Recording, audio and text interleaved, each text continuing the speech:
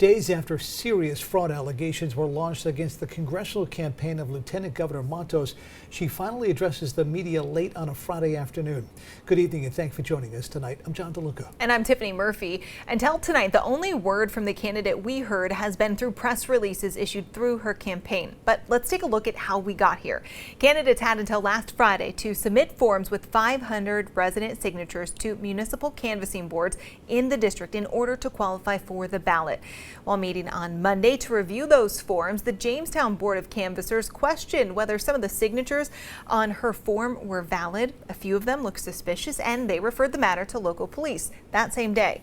Now on Wednesday, the Newport Canvassing Authority voted to do the same, and hours later, the AG's office confirmed it had taken the lead in the investigation. Tonight, she finally spoke to the press. ABC 6 News reporter Josh Kerman was at campaign headquarters earlier tonight. He joins us this evening with more in the newsroom. Josh?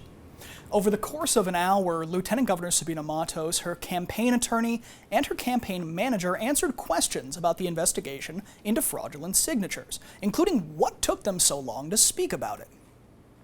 The Rhode Island Board of Elections voting 5-1 on Friday afternoon to approve a deeper investigation into the congressional campaign of Lieutenant Governor Sabina Matos concerning allegations of fraudulent signatures turned in on behalf of her campaign. Not long after that decision, the Lieutenant Governor met with the media. I think it was not right for me to give any statement, any comments directly to the media before the board make their decision. As far as the allegations of fraudulent signatures, she blamed an outside vendor, Harmony Solutions. Let's be clear. My campaign is not under investigation. A vendor that my campaign hires under investigation.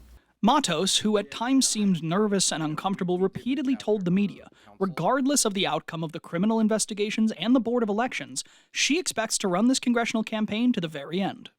So yes, I'm gonna defend my name and my family name to the end. And I'm going to stay in this campaign because they need people like me to go to Washington and fight for every Rhode Islander.